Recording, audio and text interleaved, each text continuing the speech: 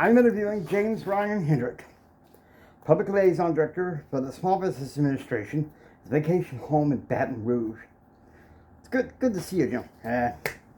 Good to see you as well, Blake. Now, my question is this. How many months are you willing to wait for the Clinton administration to enact from by the time you've taken office in March?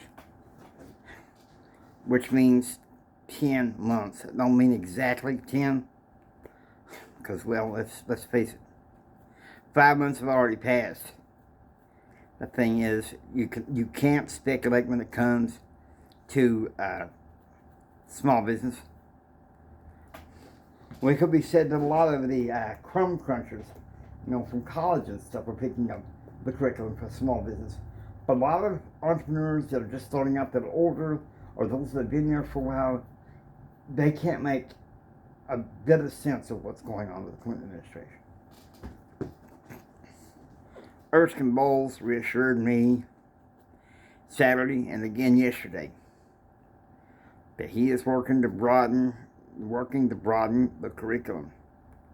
But my surmise is he's going to depend on the economic care package to kind of speak for that. And you don't think that that's enough. Let me say this. I'm going to be blunt and say this. In March of 1992, the Bush administration dropped the ball on small business. I made the mistake of supporting Bill Clinton in hopes that perhaps he would start picking up the ball.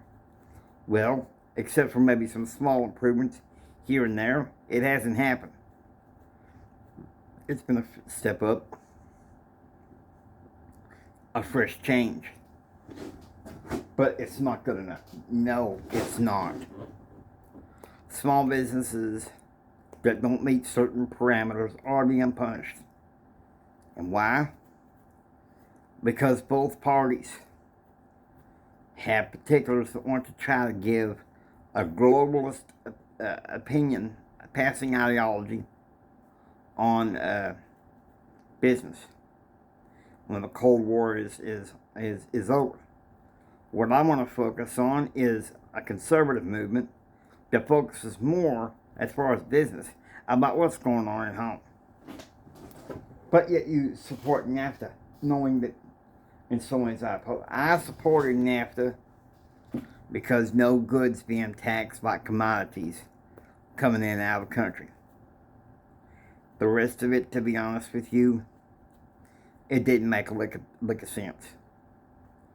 Alright, and so I agree with some Bush conservatives who partied with how Clinton packaged the NAFTA agreement. Let me just ask you this. The economic care package, why is that not good enough for you as far as benefiting the American people?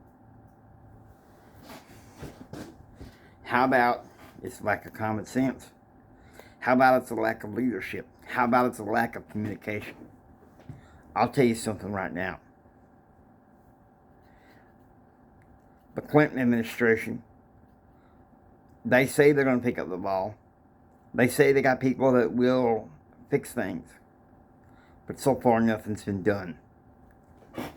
Why, may I ask you, do you think President Clinton took the time to appoint you, considering he wants to stick with his liberal agenda?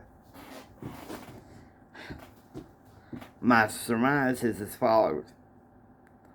By late September and October, it was becoming increasingly clear to him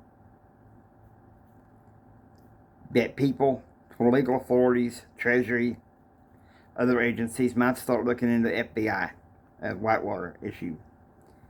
And the president wanted to court with conservatives to try to save face. And maybe in some ways it's worked, but in other ways it's failed. What kind of life do you consider with your children in the business world? My oldest son wants to go into public affairs. I'm hoping he's using that as a possible stepping stone to inherit my company. My son Kyle, he's more into ranching. That's more his thing. My daughter Christine, she's relatively young. She's about to enter high school, so the way I see it, she's learning the ropes. And so I don't have any clear vision on her. She has a lot of common personality traits with me, and so that's, except we disagree about a lot of things. She ain't particularly fond of animal husbandry.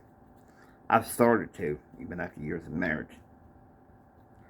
Thank you guys so much. On behalf of the Blake Carter Show and CBNC, have a good day. You have a blessed day, Blake.